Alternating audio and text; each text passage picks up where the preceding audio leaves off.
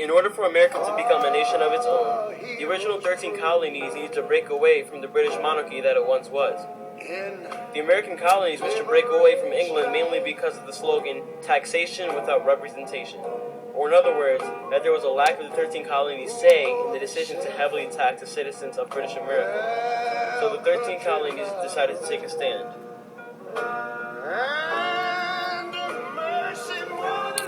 Human rights.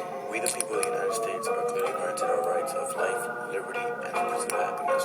However, African Americans in the 1800s were deprived from these rights. In the 1800s, African Americans were forced into slavery and were forced to do everything a white man wouldn't want to do, for no pay or benefits.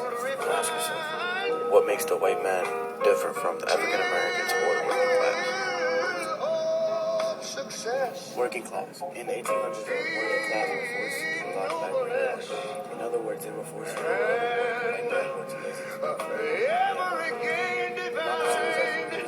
And you know, when I was in school, we used to sing something like this. Listen here. The white rich men were just sitting and watching. Nowadays, democracy has found a way to never let this occur again. That way was by setting up something called the minimum wage, which states the lowest wage that employers amber waves of grain. Our country is not run by a king or any other type of dictator. We as citizens of this nation vote for those we wish to see lead our nation, which defines democracy. An example of the democratic legislation system occurred on May 11, 1932, when Herbert Hoover vetoed a bill to amend the Tariff Act of 1930, which raised taxes.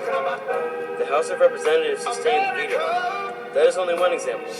Sometimes a veto can be overridden with 2/3 of the Congress vote to pass the bill or the law that the president did not wish to allow. This occurs through checks and balances, derived from the ideas of John Locke, Jean-Jacques Rousseau, and Voltaire. In order for a country to be democratic, the people within the country must have equal rights. If democracy is a form of government that is supposed to favor in the people's values, then it bears a complex relationship to people. In the 1950s and 1960s, Martin Luther King Jr. fought for the equal rights of African Americans. He led a number of movements all leading up to the ending of segregation.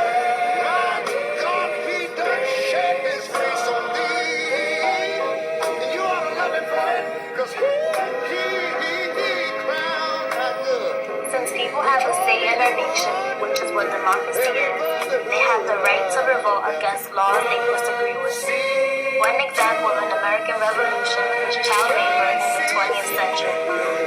In 1900, almost 2 million children were working in mills, mines, fields, factories, stores, and on city streets across the United States. The census of 1900 took note that there were workers of ages 10 to 15 and found that 18.2% of children in the country of these ages were working. Because of this census, a national movement to end child labor occurred in the United States.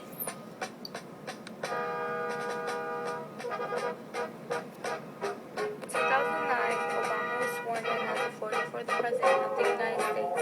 His healthcare reform is for the future. In 2009, healthcare used 17.3% of the U.S. economy. Republicans are convinced that the relative unpopularity of the healthcare bill will help them make big gains in November of 2010. The healthcare bill does cut government payments to insurance firms for Medicare Advantage plans by $132 billion over 10 years. America has always been a country providing opportunities for its citizens, making our nation the best in the world. As Americans, we can always ask for more. Not to say we are ungrateful for our freedoms, but a great nation can always get better. Taking the homeless off the streets is one important goal we should have in mind. President Obama is jump-starting this mission with Project Homeless Connect, which he created this year, and it will provide 3,000 new units of permanent housing for the homeless.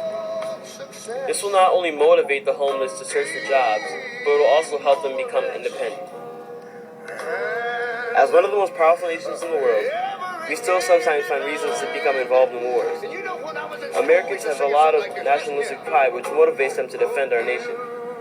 Without such a successful democracy, who would want to defend it? As the war in Iraq ended on August 31st, 2010, America realized that the war was not worth the deaths it caused. 4,400 United States military personnel passed away in Iraq. Especially in our recession, wars are not economically friendly. Considering the military spending of $1.531 trillion in 2009, it increased 8% in 2010. Ending wars and creating peace can not only secure finance, but also lead to world peace.